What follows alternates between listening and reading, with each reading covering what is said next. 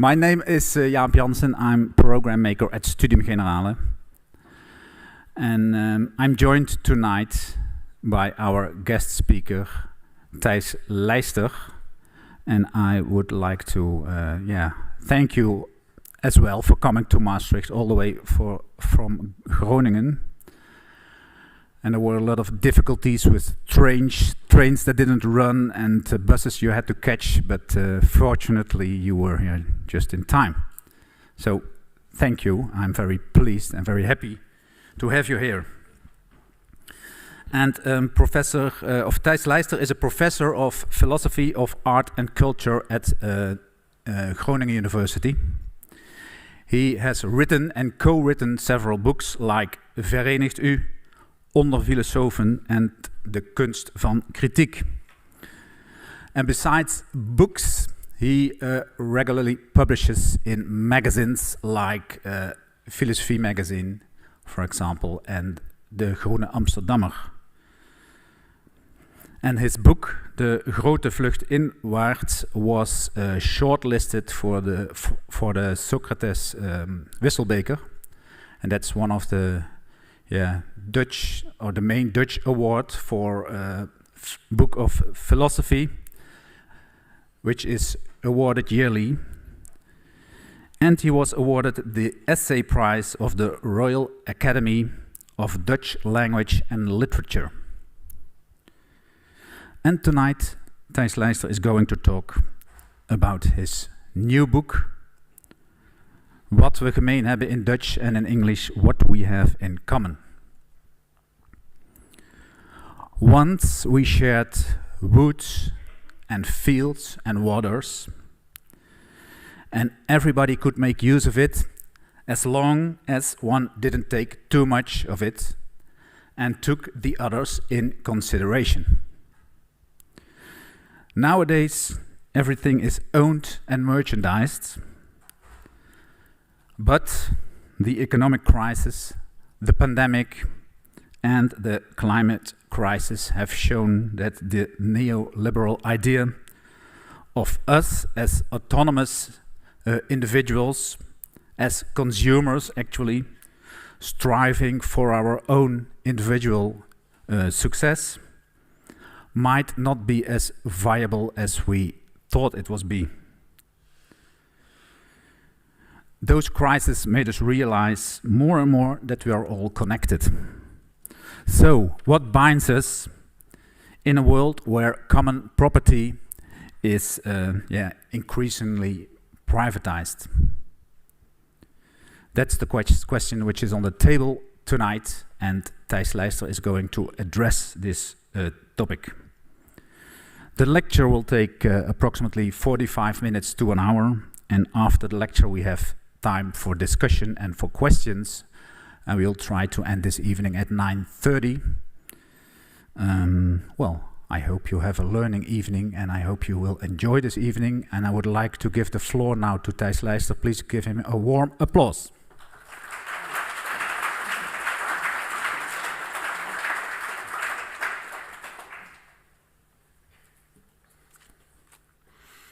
Thanks a lot, Jaap, for your kind words and welcome, and also thanks you all for coming here.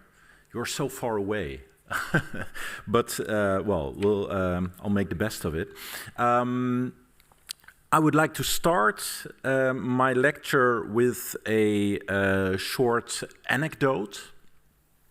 An anecdote about a night in the year 1980 in the United States. And I'm talking about a man called Dennis M. Hope. He is a cars salesman, and he's quite desperate because he recently had a divorce, and now he is in huge financial trouble. He has debts, he cannot pay his bills, and he's thinking and struggling and pondering, and he is thinking, if only I had some a piece of real estate, some piece of land that I could sell or that I could rent out. And as he is thinking, he is staring out of the window, and as I said, it was a night, it was a clear night, and he looks at the full moon. And at that moment, this is a kind of eureka moment for Dennis M. Hope, because he suddenly thinks, what if I'm going to sell some real estate there, over there, on the moon? And what he does next is that he is going through some books and files, and he checks all kinds of documents, and he finds out that according to the United Nations, no state can claim ownership over the moon. But Dennis Hope thinks, I am not a state. So what he does next is he sends a fax to the United Nations in which he claims property over the moon, and while he's on it, he also claims property over Mars, Venus, and Io, one of the moons of Jupiter. And he tells the United Nations that if they want to object, they should let him know within 6 weeks. Since no one contacts him, he starts selling property on the moon. Here is one of these lunar deeds, which he sells up until this day. You can go on the internet and buy your piece of moon real estate. By now, Dennis M. Hope has 6 million customers. And he makes a perfect living out of it. Now, this sounds quite absurd, of course. It sounds like a joke or a hoax. It also is. It's one thing to think of this and to start selling property on the moon, but then there's also people who actually buy it and buy these kinds of lunar deed, which is perhaps even more absurd. But why do we think this is absurd? Well, obviously because we think that the moon cannot belong to anyone in particular. If it belongs to anyone, it belongs to everyone, right? And this is actually also how it was later put in the so-called Moon Treaty of the United Nations, in which the moon is called the providence of all mankind. But this treaty is actually only signed by 16 countries. But why would be the next question. Why do we find it so absurd when we are thinking about the moon? But as soon as we turn our eyes away from this closest celestial body to our own planet, then we suddenly find it quite self-evident, right? That you can buy and sell land and real estate. So the question is it so self-evident? Well, obviously it isn't, and indeed in previous ages there have been many people, many philosophers also who have actually questioned this idea. So to give one example of this is the famous French philosopher Jean-Jacques Rousseau, who in his essay on inequality wrote the following: "The first man who, having enclosed a piece of ground, bethought himself of saying, 'This is mine,' and found people simple enough to believe him, was the real founder of civil society. For from how many crimes, wars, and murders, from how many horrors and misfortunes, might not anyone have saved mankind by pulling up the stakes or filling up the ditch and crying to his fellows, 'Beware of listening to this impostor. You are undone if you once forget that the fruits of the earth belongs to us all and the earth itself to nobody.'" Now, I've underscored this final part of the Rousseau quote because I think this phrase, that the fruits of earth belong to us all and the earth itself to no one or to nobody, that this is perhaps the, you might say, easiest definition of the concept that I want to talk about today, namely the commons. So what I want to do, as in terms of a short outline, is first tell you a little bit about this concept of the commons. Then I also want to, after this little part of history and theory, I want to move to the present and talk about new commons and new enclosures of commons. And finally, I also want to talk about the concept of common sense. But indeed, let's first go to the concept of the commons itself. So what are actually these commons?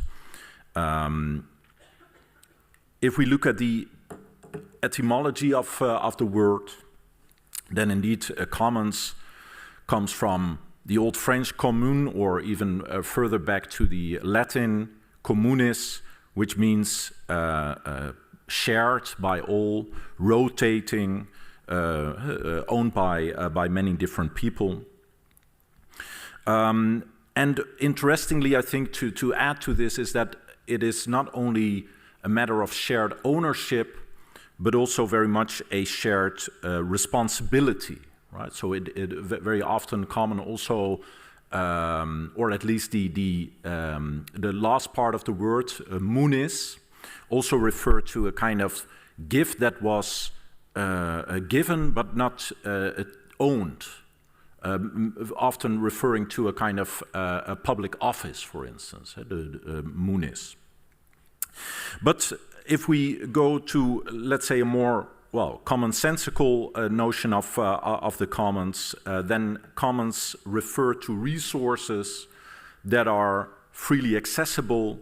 And indeed, historically speaking, if we think of the Middle Ages, for instance, then the commons were those lands where everyone could graze their cattle, where everyone could collect firewood, grow some crops for your own reproduction or the reproduction of the community, in which indeed the only rule that counted was that these goods or values that were coming from the commons were not for profit, right? They weren't meant to be bought and sold on the market, but they were meant to sustain the community, you might say. Now, most of these commons, common lands, so to say, disappeared in the course roughly between the 16th and the 19th century in a process that is often referred to as the so-called enclosure of the commons. Now, enclosure, I think, is an interesting word because it literally means putting a fence around something. And this was indeed very often the practice, that as soon as something was enclosed, that there was a fence or indeed a ditch or a kind of wall put around it. And as soon as it was enclosed, it meant indeed that it was taken from the community and placed in the hands of private owners. So either the landed aristocracy or the king. And one of the authors that has written a lot about the commons is David Bollier, and he also speaks of this enclosure of the commons as a silent theft. Now, why is it silent? Because this theft was indeed often not acknowledged as a theft, because it was actually made possible through the law, right? Because there were indeed laws that made these kinds of dispossession possible. Well, the fact that it was a kind of silent theft didn't mean that it went unnoticed. And one of the, I guess, nicest examples, in my view at least, of how this indeed did not went unnoticed is a kind of folk poetry, folk rhyme from the 17th century, which actually I think everyone should learn by heart. And it goes like this. The law locks up the man or woman who steals the goose from off the common, but leaves the greater villain loose, who steals the common from off the goose.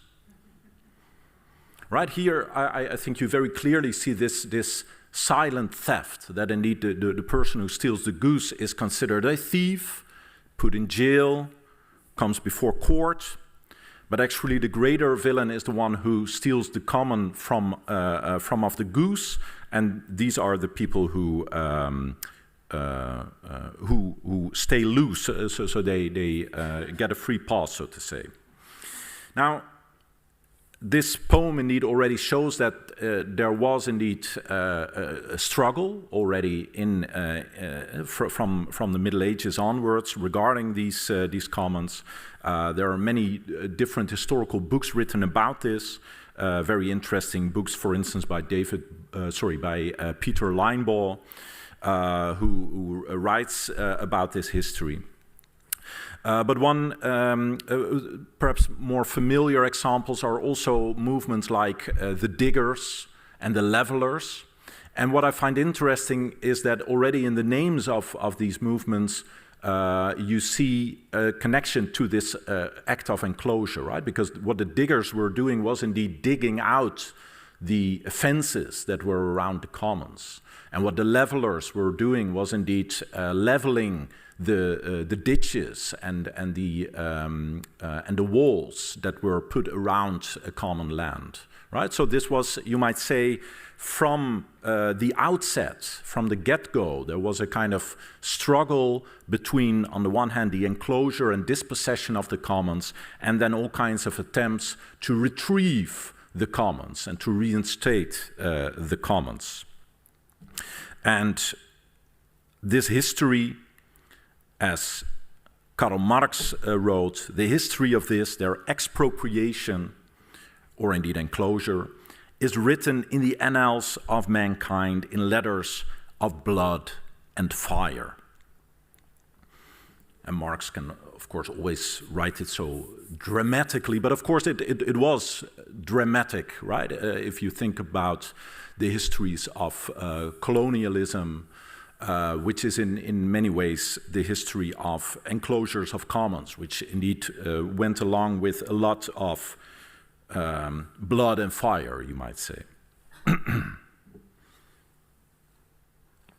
Now, it is often assumed that indeed this enclosure of the commons was, you might say, the starting point of capitalism, right? That capitalism was in many ways conditioned by, made possible by the enclosure of the commons, because it meant that the people that up until then were living off the commons had to become laborers, had to become wage laborers, very often also had to move from their communities, from rural areas to the cities, where the industrial proletariat then emerged later in the 19th century. So this is indeed a kind of causal connection between the enclosure of the commons and the birth of capitalism. But it is also very often assumed, and especially by, let's say, the kind of neoclassical economists, that this enclosure of the commons is a kind of necessary process, that the commons indeed were something of the past, and were indeed eventually unsustainable. So even if you consider this history as tragic, this is just a kind of tragedy that belongs to the history of the commons. And indeed, if you today are mentioning commons, even in a kind of casual a conversation, then there will always be someone who raises their hand and says, well, what about the tragedy of the commons? The tragedy of the commons is a kind of catchphrase that is perhaps even more well known than the commons itself, which is interesting, I think.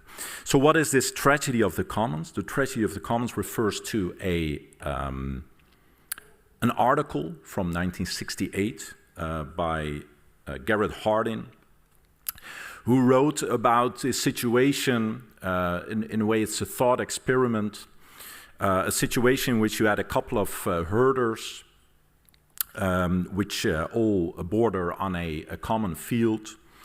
And Hardin then assumes that indeed all these herders will try to maximize their own private interest. And what they will do then is that each of them will think, well, there's plenty of room and plenty of resources here to put another cow or sheep or whatever on this field. But of course, his neighbor will also think the same, and the neighbor next door also. And then they also perhaps might also think, well, what if I put another cow, because that will serve my profit? And so in no time, Garrett Hardin argues, they, by pursuing their own private interest, they will eventually deplete this field. And this is the tragedy of the commons, according to Garrett Hardin, that the commons cannot work because each person will strive for their own individual well-being. And in his view, it then would be better if you would put some fences between these cows and between these farms.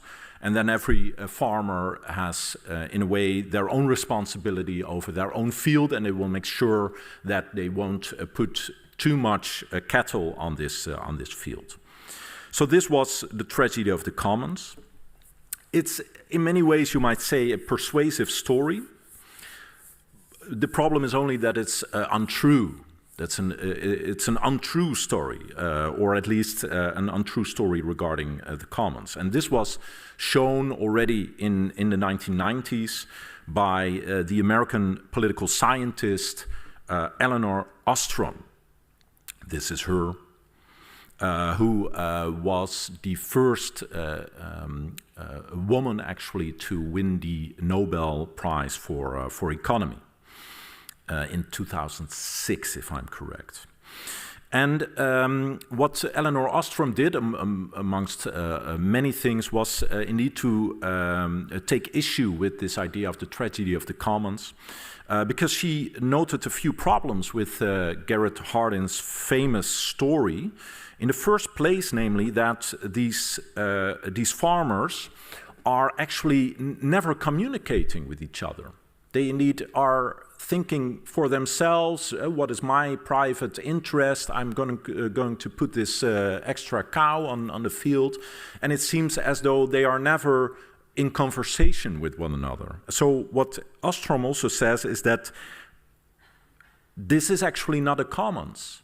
What the kind of thought experiment that Garrett Hardin was talking about is actually not a commons at all, because they literally have nothing in common. They are not talking to each other. They don't make common rules and those kinds of things. So actually, even if there is some kind of tragedy happening, it's rather the tragedy of the uncommon, of a lack of commons, you might say. Yeah, this is her book, Governing the Commons, in which she develops this argument. And so this, you might say, is the one problem which is, you might say, more of a conceptual kind, where she takes issue with Garrett Hardin's use of the concept of the commons. But there's another way in which she undermined Garrett Hardin's arguments, and this was really also by doing a lot of historical and empirical research, because Hardin obviously was doing some kind of thought experiment in which he was thinking about a couple of farmers and their land, but he hadn't actually studied any commons. And this was precisely what Elinor Ostrom did. She studied all kinds of historical but also contemporary commons in Switzerland, in Turkey, and different parts of the world, and with different resources, so fishing communities, but also water resources, and indeed also grazing fields. And by looking at these different commons, she also noted that they are actually sustainable in the long run, and that this kind of tragedy that, according to Garrett Hardin, is a kind of natural law, does not need to occur at all. if these people governing the commons are working according to certain design principles, certain rules, certain democratically established governance, then this tragedy does not need to occur at all.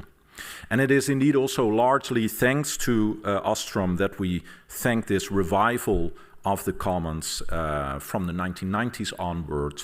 And indeed, the reason that there have been many publications, both in the academic field, but also coming from a more, you might say, activist background on the commons.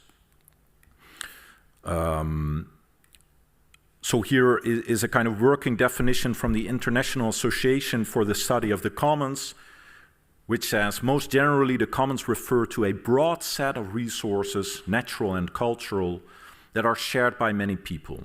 Traditional examples of commons include forests, fisheries, or groundwater resources, but increasingly we see the term commons used for a broader set of domains, such as knowledge commons, digital commons, urban commons, health commons, cultural commons, etc. So this brings me to I guess, the next part of the story, because I just told how it was partly thanks to Ostrom that we saw this kind of revival of the commons, but it was not only because of her. Because, well, my first quiz question, so to say, would be, what happens in the 1990s that might fuel this discussion on the commons? Yes? The rise of the internet? Yes, very good. You don't win anything, but it's very good. Indeed, the rise of the internet is really fuels a kind of rebirth and rethinking about the commons. And then, of course, not particularly these kinds of commons like fisheries or forests, but rather all kinds of forms of sharing on the internet. And indeed, Wikipedia could be considered as, or is considered very often as an example of such a new form of commons, a online encyclopedia in which people share knowledge, share their resources, which isn't owned by anyone in particular, but the users and the authors and the readers are actually the owners and the governors, so to say, of these commons. So this also brings me to another, you might say, classic book on the commons, which is by the duo Michael Hart and Antonio Negri, who in 2009 wrote their book, A Commonwealth. And there they make, I think, an interesting distinction between natural and artificial commons, in which indeed these natural commons refer to the things that I mentioned earlier, like woods and land and fishing waters and those kinds of things, while natural commons refer to all kinds of, you might say, human products, knowledge, indeed, information, culture, but even language, right? Even something like language could be considered a commons in the sense that everyone makes use of it. No one owns it in particular, but it's a kind of common resource that we all share.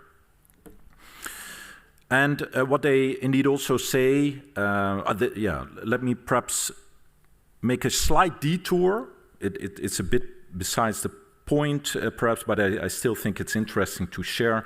What Hart and Negri refer to in particular is that contemporary capitalism is increasingly dependent on especially these kinds of artificial commons. So indeed, if you look at the biggest companies nowadays, these are indeed in the tech industry, in the information industry. So capitalism actually depends on the fact that information is constantly circulating, that we share our social ties and our information on the internet, that when we, for instance, are doing a Google search, that we actually are performing labor for the Google company, because they, in a way, extract the knowledge and the information that we have in our minds. And so in this way, capitalism is increasingly depending on these kinds of artificial commons. But at the same time, it constantly needs to, let's say, enclose it, put a little fence around it. So, for instance, in the case of dependence on patenting laws and copyrights and intellectual property, that capitalist companies can, of course, only make profit of, for instance, knowledge if they actually own it in terms of the intellectual property. So there is a kind of inherent paradox, they argue, in contemporary capitalism. So let me indeed share this quote very shortly, that they write how capitalist production must in this way establish a virtuous cycle that leads from the existing common to a new common, which in turn serves in the next moment of expanding production. The segmentation and expropriation of the common, however, inevitably destroys this virtuous cycle, such that capital becomes increasingly a fetter on production. Right, so they see here indeed a kind of inherent paradox that will eventually be, in a way, detrimental to capitalist production itself. Well, I'm not so sure about that, but still I think this is a very interesting paradox that I wanted to share, like I said, as a kind of short detour.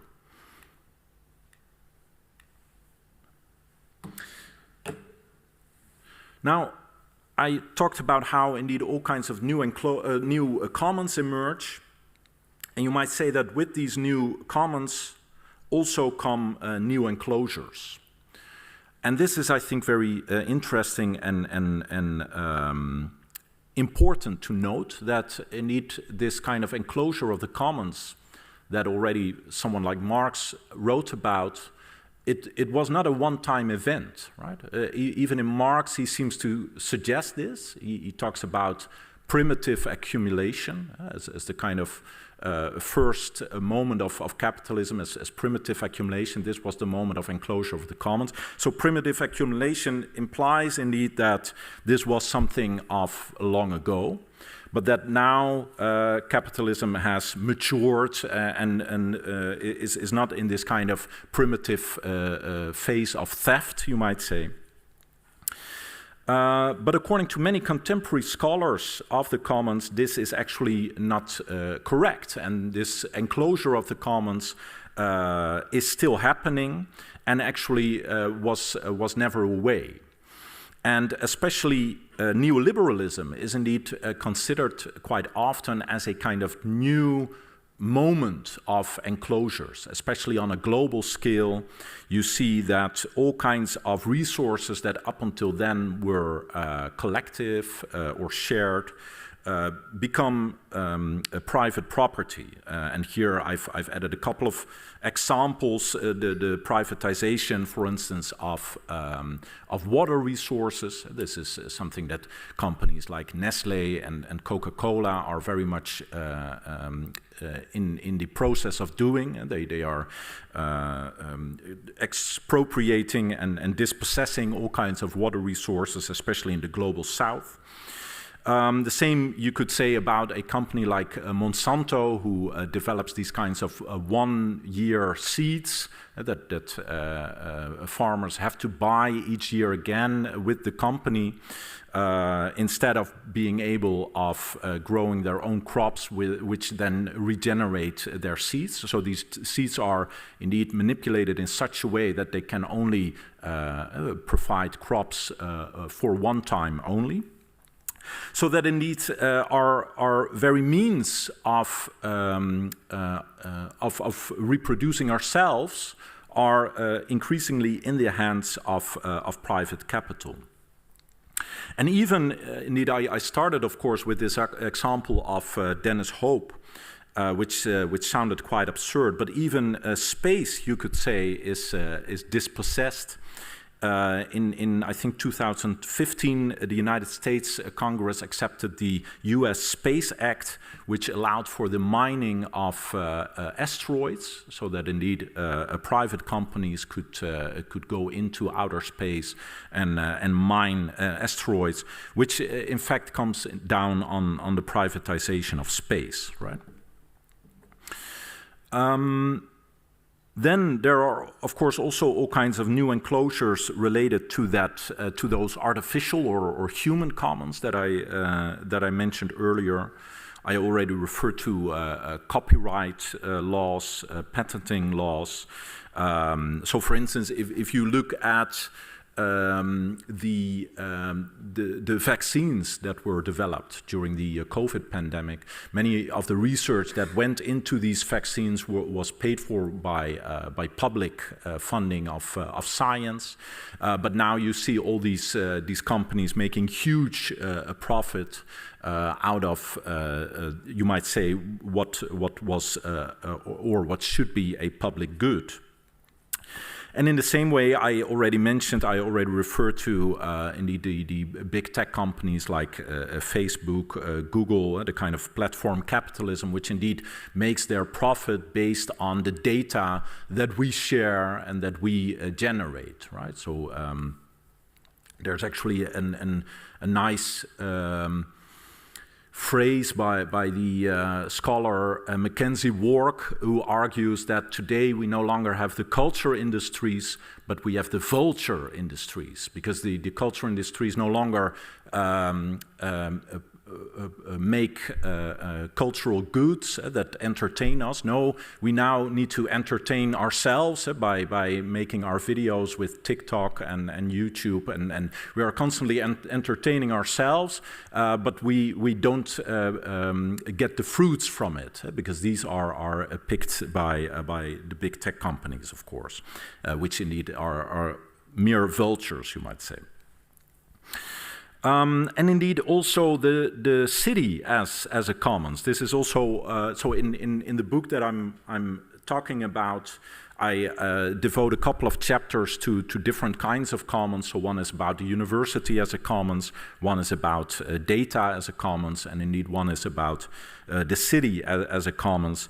Because indeed also the city has been discussed as a form of commons by some scholars, in the sense that the kind of value that is generated in cities is generated by the people who live there, right? So what makes a city vibrant and interesting and hip and happening, this is indeed created by the people who live there and who are going to party there and those kinds of things. But if you look where the eventual value goes, so where the profit goes, this very often goes to the few.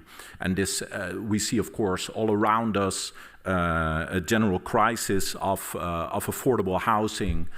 Just last week we had the second protest, or second wave of housing protests, in which it indeed becomes clearer and clearer how seeing a house merely as a commodity rather than as a human right brings us in all kinds of problems.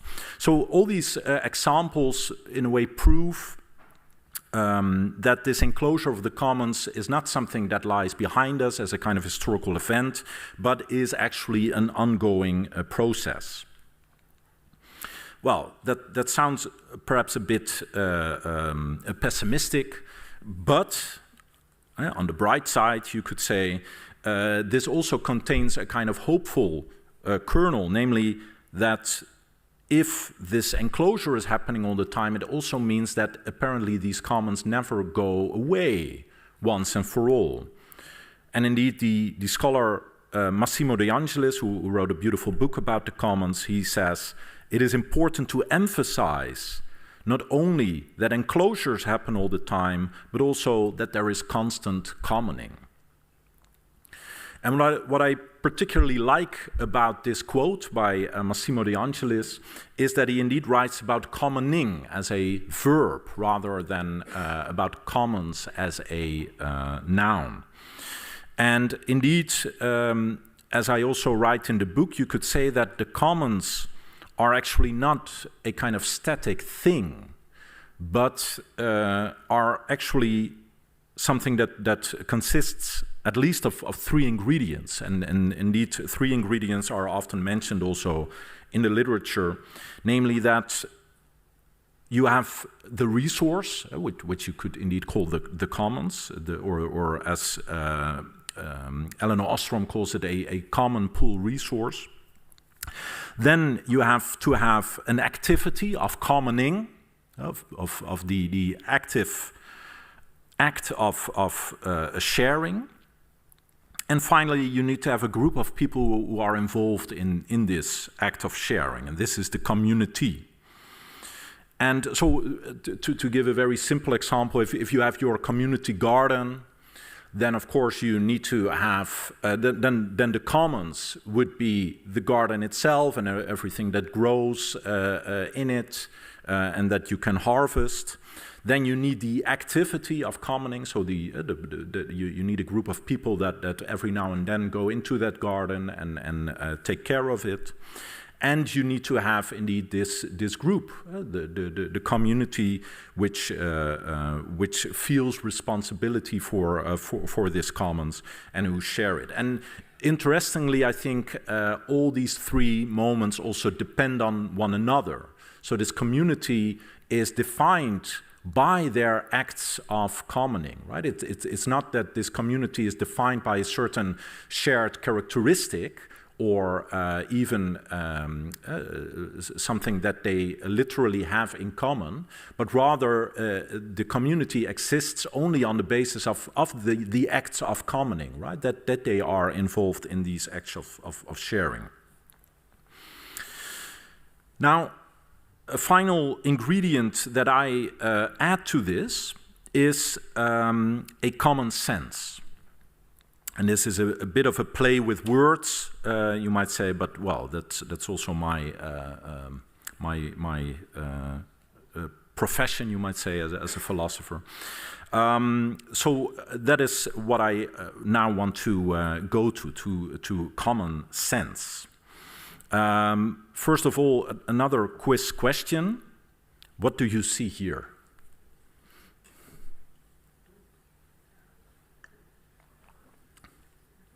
Sorry? A goose? Others? A rabbit? Yeah.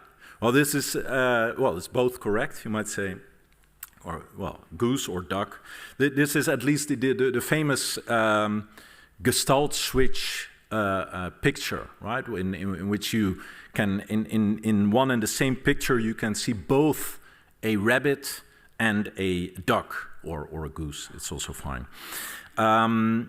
So something can be two different things, right? So you have this line and a dot, and you can see actually two different things in it, depending on how you look at it. You cannot see both of them together at the same time. I think it's quite impossible to see a goose and a rabbit at the exact same time, but you can see them differently. And well, my point with this picture is that this actually also applies for all kinds of things that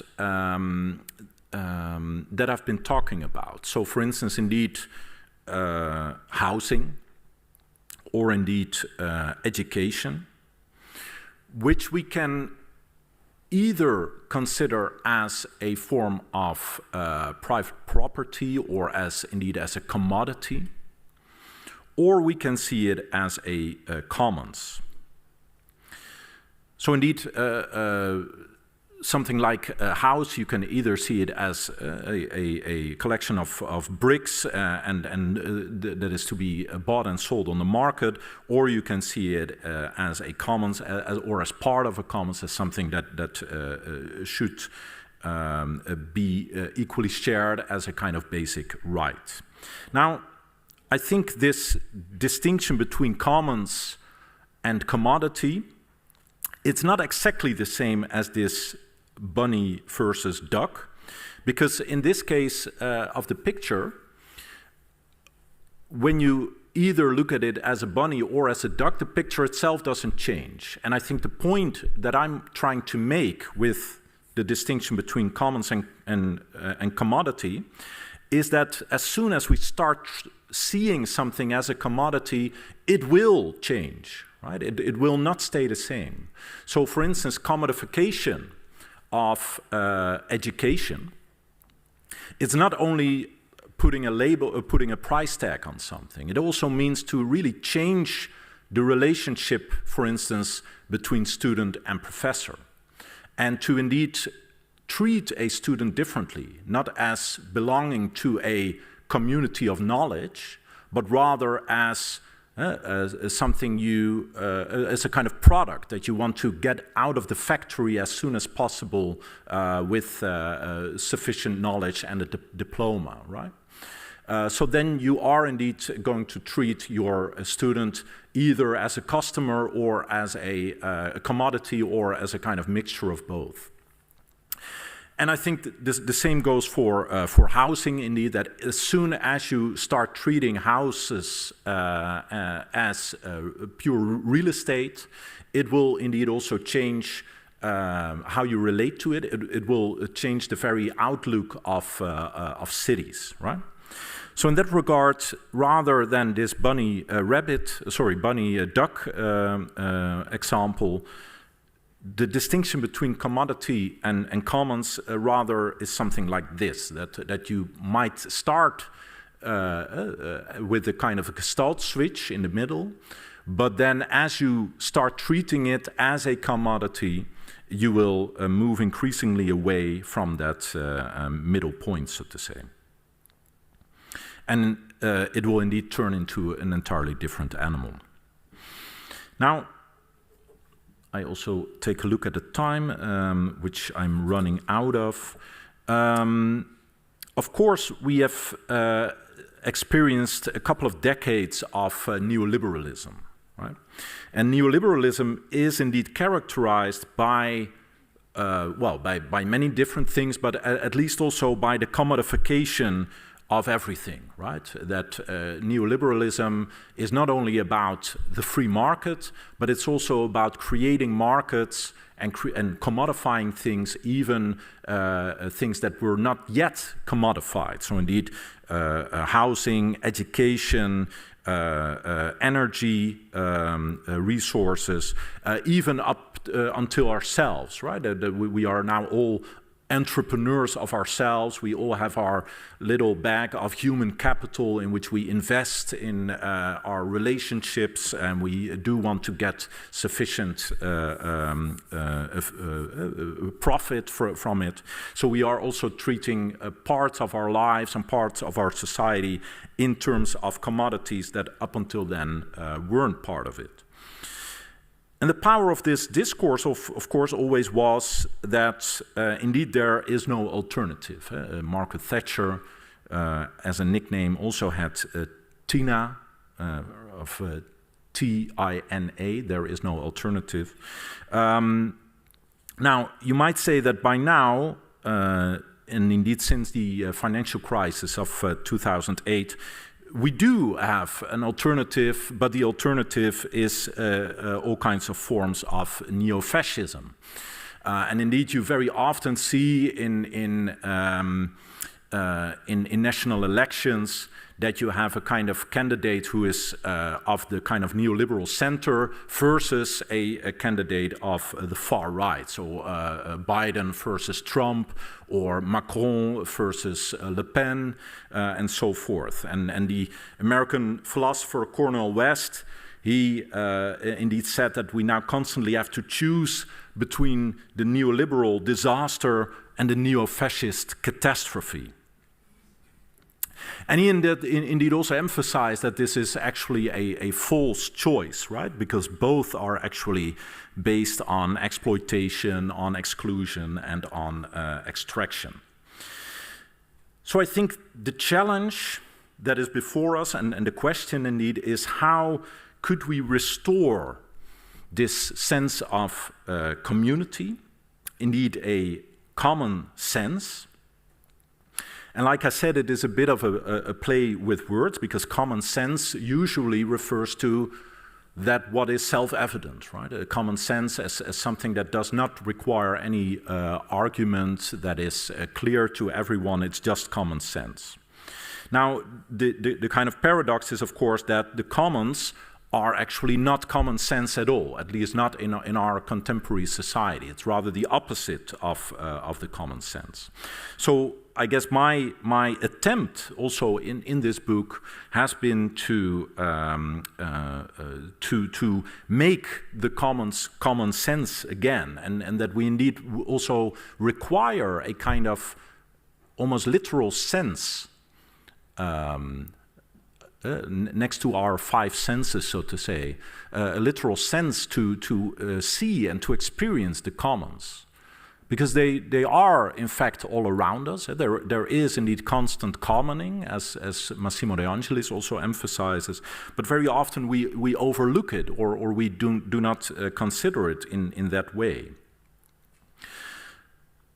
So the common sense that I'm talking about is indeed not this common sense in the usual way of understanding it, as that what does not require any argumentation, but rather common sense as a shared sense of the commons, our ability to actually see and experience the commons, and also to consider ourselves as part of that commons and part of that community. So here you might say that I actually also take issue with the famous line by Karl Marx, who in his 11th thesis on Feuerbach, he famously said that philosophers up until now have only interpreted the world, while the point is to change it.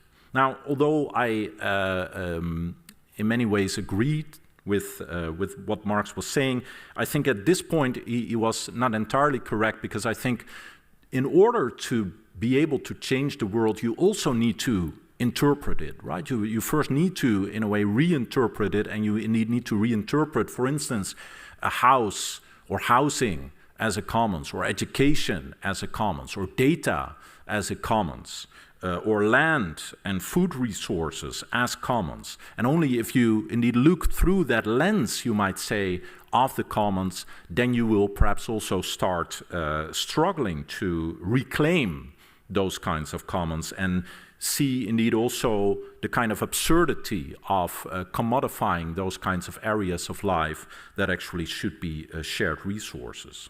And indeed then you will also see that that commons are not a particular area or a particular thing in society, but indeed that actually anything can be or could be a commons.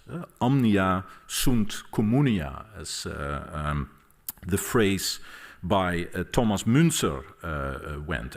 Anything or everything is in common. And so in the same way you could say that neoliberalism has commodified everything, my argument would be that this is not a kind of automatic necessary process. It's also possible to, in a way, undo that process of commodification and turn it into a form of commonification. So finally, also in my book, I talk about commonism, one letter difference with the infamous communism. Of course, this one letter difference in part has to do with the fact that if you only mention the term communism, then you are immediately associated with Stalin and Mao, and so you want the Gulag. That is what is then immediately thrown in front of your feet, of course. So I also realize that to use this term communism is, there is some provocation there. But I also consciously have this one letter difference, because I also realize that indeed the actually existing communist countries were very often very much centralized and top-down organized, and that this already in these kinds of structures there was the danger and indeed the actual fact also of totalitarianism. And indeed, I guess if you take this concept of the commons seriously, and indeed the way in which figures like Harden Negri and Eleanor Ostrom have written about it, then you will also realize that commons is not only about shared resources or shared ownership, but also shared responsibility and participation, right? So in that regard, democracy is at the heart of commons. And I guess one other reason for me to talk about commonism is also to indeed provide this kind of lens, as I just already said, to point to the fact that there are many different struggles happening nowadays, many different forms of activism. Indeed, activism in education against the kind of tendencies in which universities turn into factories. You have obviously the ecological movement. You have, as I already said, the crisis of affordable housing and the housing protests that have emerged all over the globe. And finally, at the top right, you have all kinds of resistance against big tech. So this picture on the top right is actually a picture of an artistic project by Jonas Staal, together with a legal scholar who made a kind of claim at the Court of Human Rights to collectivize Facebook, because they say that this is our data, we should have ownership and responsibility over it, while now it's all in the hands of Zuckerberg and his friends. So you have all these kinds of different struggles, different activists in different fields, and I think it is interesting and relevant also to point to the fact that actually all these different struggles are in many ways one and the same, right? They are all struggles about the commons, about resources that we share, that we require for the reproduction of ourselves, for the reproduction of our communities. And as soon as we recognize the similarity in all these different struggles, it would perhaps also be possible to create a kind of a chain of equivalence, as Chantal Mouffe called it, so a kind of chain between these different activist groups to create a form of solidarity and thereby indeed igniting, you might say, this struggle over the commons.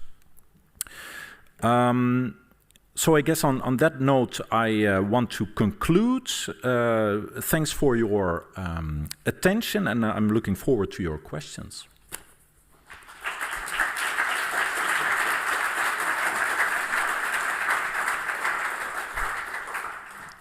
Thank you for this great lecture and for this inspiring lecture, Thijs. Then we now have time for discussion, some time for discussion. If you have a question or a remark, raise your hand and I will come to you with the microphone. Hello, thank you for your lecture.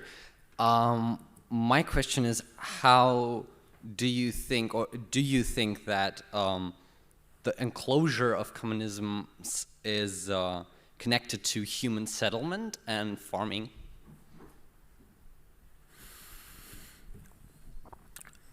So whether I believe that the connection of, so whether there's a connection between the enclosure of the commons and human settlement and farming, I think it's a relevant and interesting question. I'm not a historian myself, so I have some difficulties probably answer it. I would say two things, perhaps.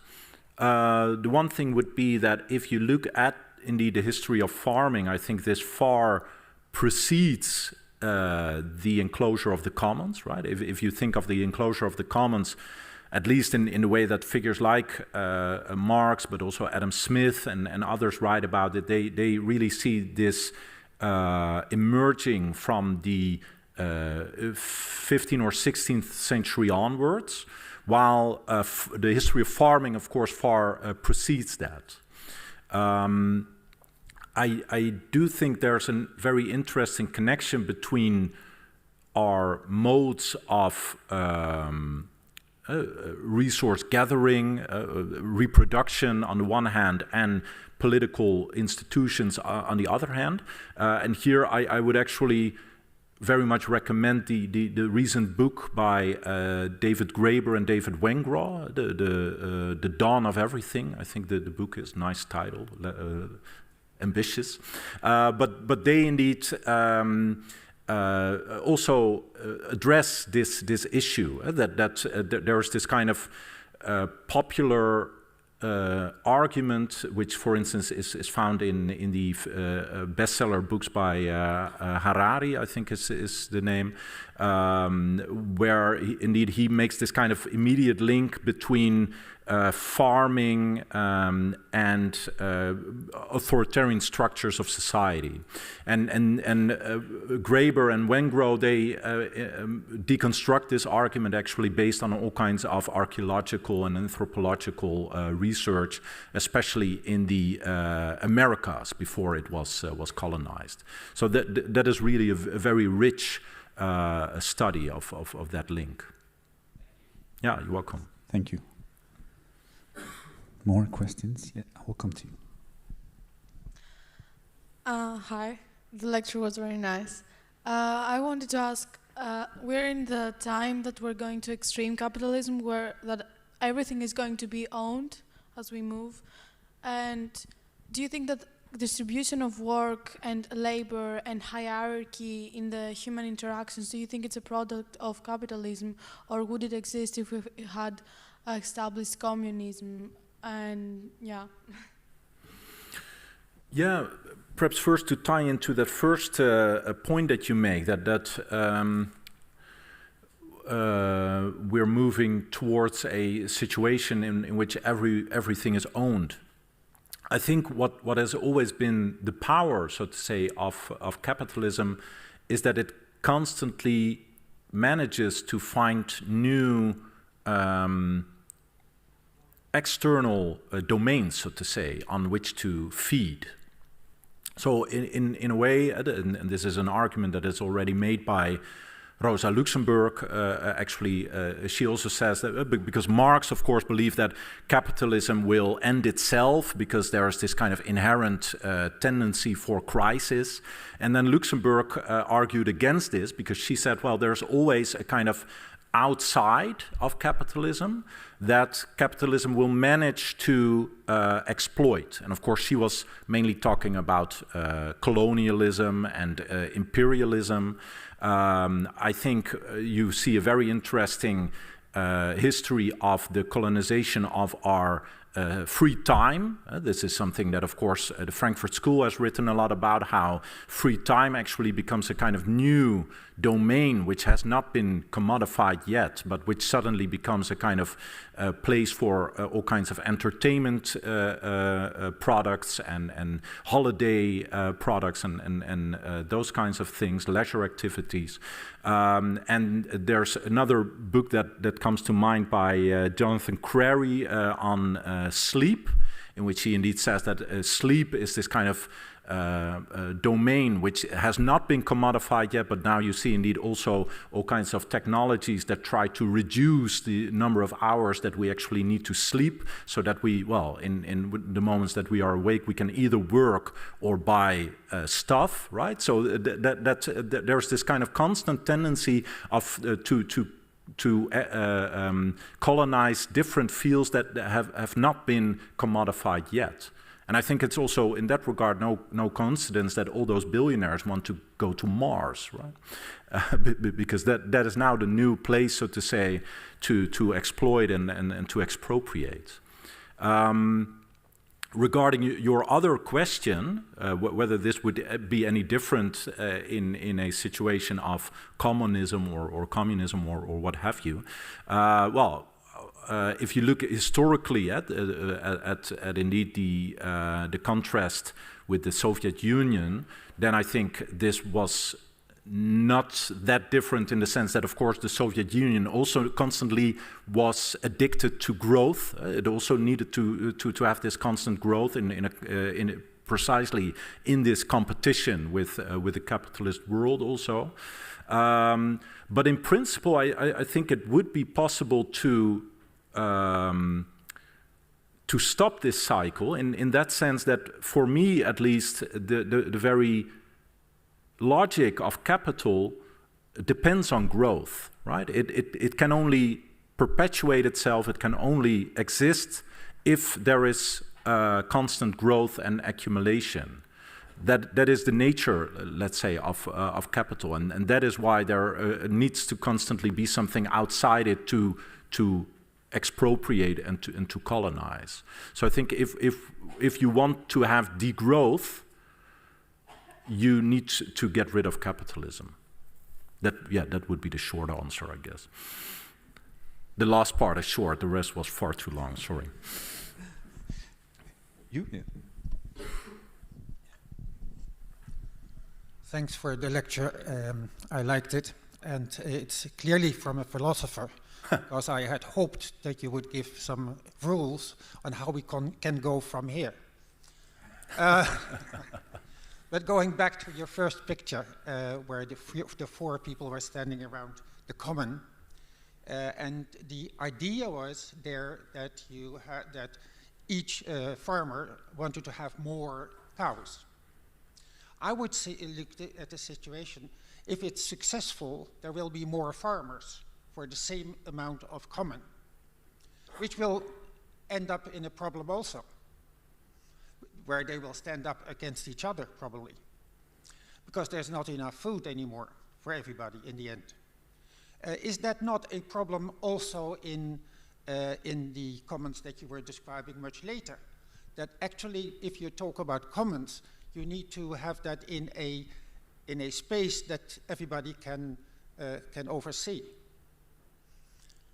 That would be interesting for me, what you think about that. Mm-hmm.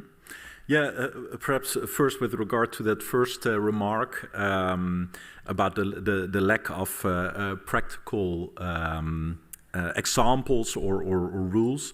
I think that this is a fair point. Indeed, I am very much a philosopher. Although in my book, I do mention a couple of particular examples. Also, I want to point at this book on the slide, which I didn't write myself, but co-edited with a couple of colleagues from the University of Antwerp, titled "The Rise of the Common City." And this book is full of very practical cases and examples. The book is actually also open access available, so you can all look it up on the internet. But one perhaps example that I could take out of it, and which we indeed also studied in this study group on the commons that I was part of in Antwerp, was in Naples, in the city of Naples, where you had a situation in which the municipal government, after the economic crash of 2008, wanted to sell. I'm not sure whether I tell the story correctly, but well, in any case, they wanted to sell a certain theater. And the theater was then occupied by the people running the theater, but also people living in the neighborhood who frequently went to the theater or who somehow had some kind of attachment to the theater.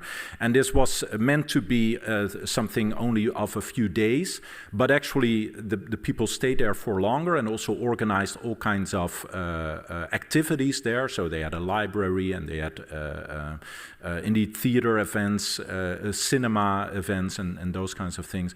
So it really became this kind of commons in which they also collectively discussed how to govern it and what could be exhibited there and what not. And then to come to your question regarding the practicalities, what I think is particularly interesting about this example of Naples is that they managed to discuss this also with the municipal government, and that actually the municipal government of Naples at that time, I think they had a pretty progressive mayor also. They were actually the first to instate a wethouder, an official, municipal official for the commons. And there were indeed, next to this theater, which was called L'Asilo, there were a couple of areas in the city which were in a way given back to the communities. And they had indeed also arranged this in all kinds of legal ways in the municipal law. So my point with this example and regarding your question of practicalities is indeed that the commons are also, they need to be instituted. They can emerge in a kind of spontaneous fashion, very often in a kind of, you might say, border region between what is legal and what is illegal, indeed very often starting from forms of squatting or occupations, especially in an urban context. But indeed, if they are to have a kind of sustainability, they need to be instituted. And this indeed also means that sometimes the law needs to be changed. And I think this is particularly interesting because in many modern societies, we actually, in the law, there are only two forms of property, namely either public property or private property. And this kind of mixture, or this kind of missing third of the commons is actually missing. And this very often causes problems for all kinds of attempts to cooperate or to common. You have your little community garden, but everything bigger than that, which can become a common, is very often very considered to be very problematic.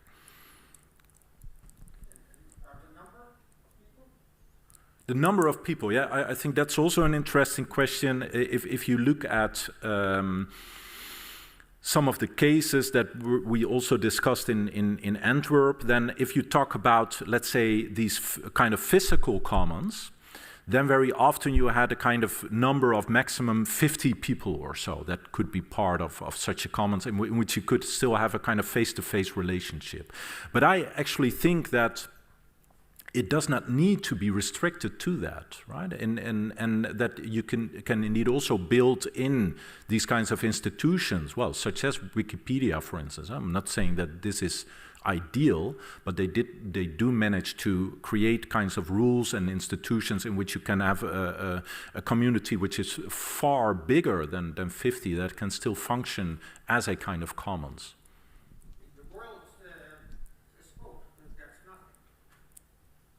Sorry? Because the main problems that exist in the world need to be solutions over the whole world, and that is something totally different from the size of the common. It seems to be. Yeah, I see. I see there's a disbalance, but I would then also see that the kind of size of the world problems that you are talking about, of course, are also caused precisely by the enclosure and dispossession of commons, right? For instance, by the fossil fuel industry. And if you would replace that by smaller energy cooperations on a more local scale, that would also take away at least some of those problems that you are talking about, I think. Sorry. Of society to get where we are now, like medicine, like building, like everything. That's why we are sitting here now. Shall we go to the next question? I have here a question, and in the front I have a question. Is that okay? Yeah, sure. Yeah. Thank you very much, Thijs, for your inspiring talk. And you addressed the 11 theses of Feuerbach, of Karl Marx, who says that we should not only interpret the world, but also make a change. And in response to one of the previous questions, you said that the root of evil is capitalism, and I agree completely. But at the end of the day, I'm much more pessimistic, I guess, than you are. So, well, let's focus not on the climate issue or the socio-economic inequality, but let's focus on academia, the world in which most of us are living. And there we have to face an academic capitalism. So, well, to use your words, what are the conditions of possibility to establish commonism within academia? What should be, what to do to make an end to academic capitalism? To establish commonism here. Yeah. Are we a product or are we a community? Yeah. No, I think that is a great question and also a very difficult one. I also refer to some of the texts that you actually also know well by Hans Radder, the Academic Manifesto, and also the other book by Ingrid Robijns and the others about the 40 theses on academia. And one of the things that they also say is indeed that it also at least starts with this kind of paradigm shift, you might say, of considering academia as a commons, and indeed also considering research and knowledge as a commons, because that at least for me would be the first step that many of the problems that we have gotten into also at universities is the fact that, well, in the first place, we indeed have gotten this whole story about valorization and so forth, that academic research should end into some kind of commodity. You had the famous saying by Maxime Verhagen, kennis, kunde, kassa, so knowledge, skills, cash. That was his ideal form of knowledge production, you could say. And this has been the kind of dominant discourse for a very long time. Apart from that, of course, you also had the kind of incentive to grow by letting universities compete with one another for as much grants or as much students as possible. So these are, of course, even if there is in the strict sense not a capitalist market of universities in the Netherlands, they have come to behave as players on a capitalist market, and this is something indeed that should be undone, and that we can indeed also ourselves strive for to move away from. Indeed, by not entering in this kind of game of competition and considering ourselves also our colleagues and our students as part of this community rather than as competitors. So how to do that? I think that is indeed a very difficult question to address this problem time and again. And apart from that, perhaps some kind of a great refusal from our hero Herbert Marcuse to just not play that kind of game any longer. I saw a hand in the front. Yes, two additional questions. Thank you for your lecture. Is it for commons necessary to have a polis or a state to make things more rechtvaardig? I don't know the English word, I'm not good in English. Or how, and what is the role of war in this commons? There may be wars, and there may be struggle about communities, or probably a war can also be good to make another division. Okay. Yeah. So regarding that first question, I think it's a very nice question. So what is the relation of the commons to the polis, or does the commons need a kind of polis? I think there So let me see. So obviously in a kind of history of political thought, you very often see a kind of strict division, or that philosophers arguing that there should be a strict division between, on the one hand, the polis, and on the other hand, the oikos, right? So in Aristotle, for instance, you have the household, which is about a private interest and the reproduction of life, and then you have the polis, which is about the general interest and the reproduction of the state. And there should be a distinction between those, and this is indeed also something that, for instance, Hannah Arendt very much adopts from Aristotle. Hannah Arendt, of course, in turn was very critical about Marx, because she thought that Marx didn't really have a real political philosophy. But what I think is interesting about the Commons is precisely that there is a kind of mixture of oikos and polis there, because the kinds of resources that are shared are also, so the way that they are governed, so to say, is also organized collectively and democratically, at least in a kind of ideal situation of the commons.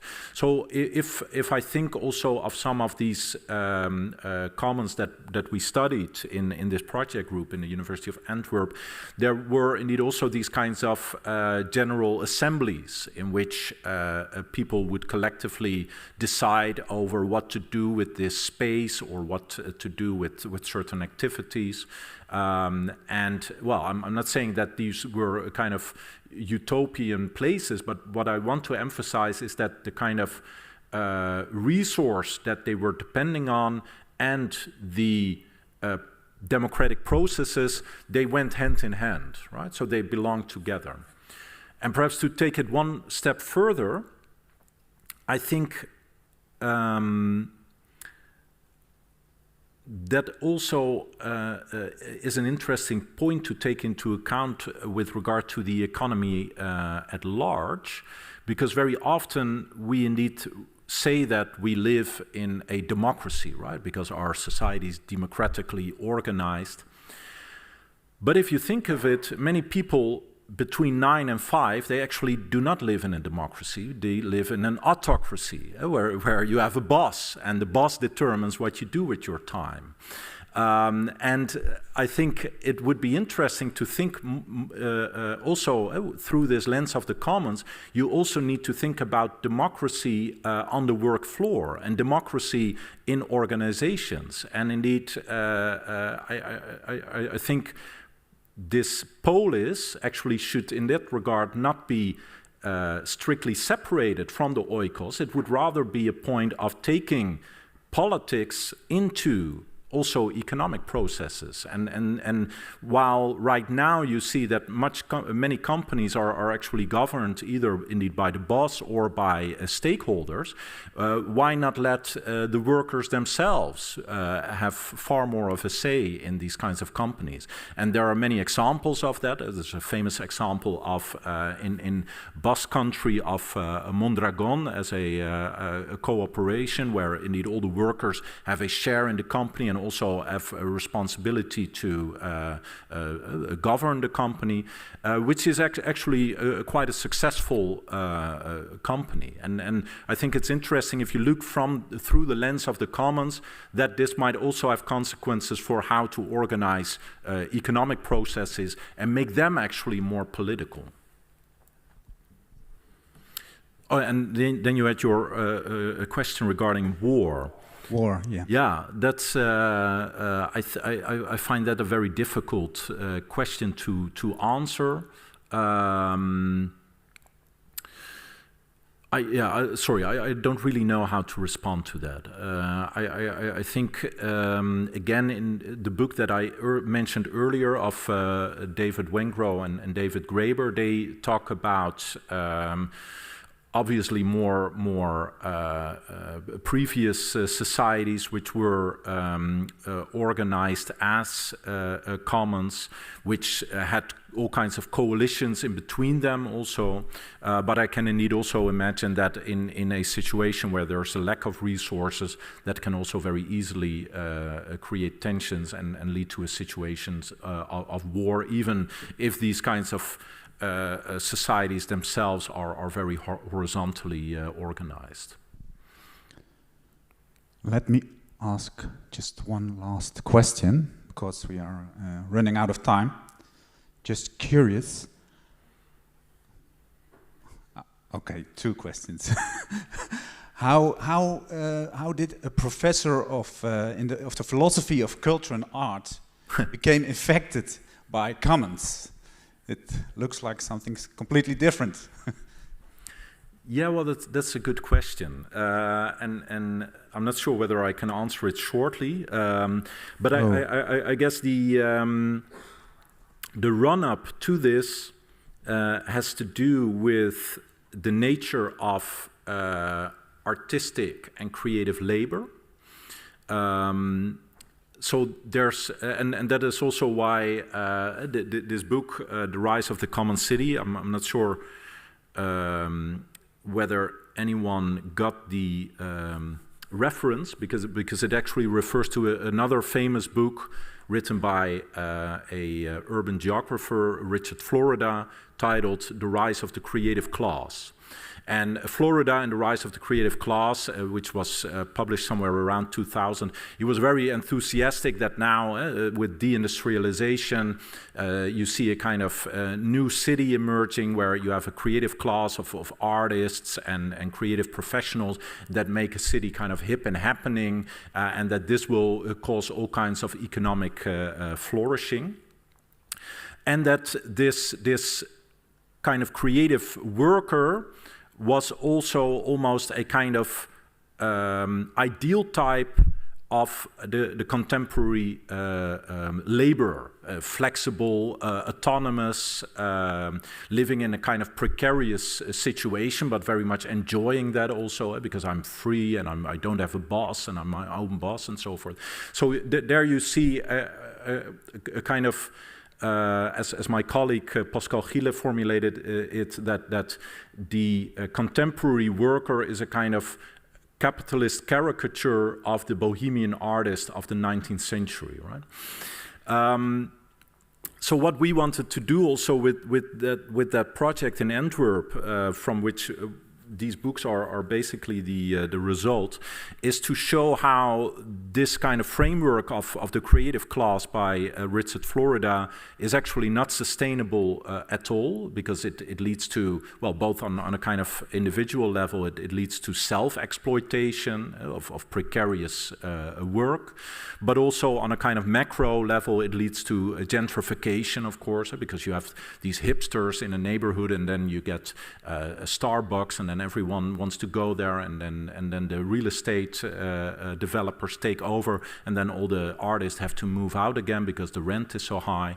So this is, of course, the kind of famous cycle of gentrification, which actually is constantly appropriating the kind of commons and the common value that is created by people living in cities, right? So this is the kind of, you might say, detour that from problems that emerged from artistic labor and creative practices, which very often are considered to be a kind of very individualistic form of creativity, of course, that through this line of thought, we came to this concept of the commons. And also, indeed, in practical sense, you see that actually in the same way that artists have been the kind of placemakers for gentrification processes, you also see that in artistic domain there are all kinds of forms of commoning, and that you see that artists also tend to group together, sharing spaces, sharing resources, and also very much experiment with those kinds of alternative forms of living and working together. So yeah, that's the kind of dual way in which creative labor and artistic labor hangs together, I think, with the commons. Thank you. Everybody was pointing to you, so I can't escape you. So I give you the honor of the last question. Yes. Even kijken. Keep it short. Isn't it nonsense to make property of the moon because it has no use value? And perhaps related to that, isn't it so that property come into existence when, how you call it, landbouw? Agriculture? Agriculture comes up, yes, because if you put a lot of labor in a piece of land to harvest, well, you would like to be sure that the harvest is for you because you have done the labor. Yeah. No, I think this is an interesting point. It's also a well-known argument actually for the emergence of private property. Actually, the argument that you bring forward has been put forward by someone like John Locke, who says that private property actually comes at the moment. So let me go one step back, because indeed Locke also believed that in principle the earth is common, right? But then he continued and he said, well, as soon as I mix my labor with the soil, then it becomes my property. So this is Locke's argument, and I see indeed an echo in your argument. Well, I have some problems with that. In the first place, there's the problem, I guess, of the kind of background of Locke's argument, which was very often used as a kind of legitimation also of the British colonial practices in the New World, because indeed they said, well, these natives, they aren't doing anything with this land, so we can just take it. They are lazy, they are not working, we can take it because we have worked hard, so this is now our land, which was a kind of legitimation of colonization, dispossession, and genocide. But apart from that, even if you take Locke's argument at face value, I think it's interesting that you see that later authors, both actually Marx, but also Hart and Negri, they actually take Locke's argument and let it work against him, you might say. Because they say, okay, if we take this argument of that labor is what creates value, if you look at what labor is today, it's almost always common forms of labor, right? In the sense that you even if you work on the land, you have your plow or your other instruments that have been created by others, and you are working together with others. And the more you move into modernity, so to say, into factory labor or in contemporary cognitive labor, no one works alone. If you are working on your laptop, you are working on indeed a device and on software and so forth. So in that regard, all work is in common. So that would, if you would follow this line of argument of Locke, that would mean that also the value that is generated by this work should also be common, right? So this is a kind of, you might say, immanent criticism of Locke, in which they take the concept of work and private property of Locke at face value, but let it work against him. Oh, no, I'm very sorry. We will be thrown out otherwise by the security. So I really have to end this evening, and I would like to thank you a lot. It's really broadened my view on the world, your lecture. So thanks a lot. Thank you all for coming and for joining us. Thank you also.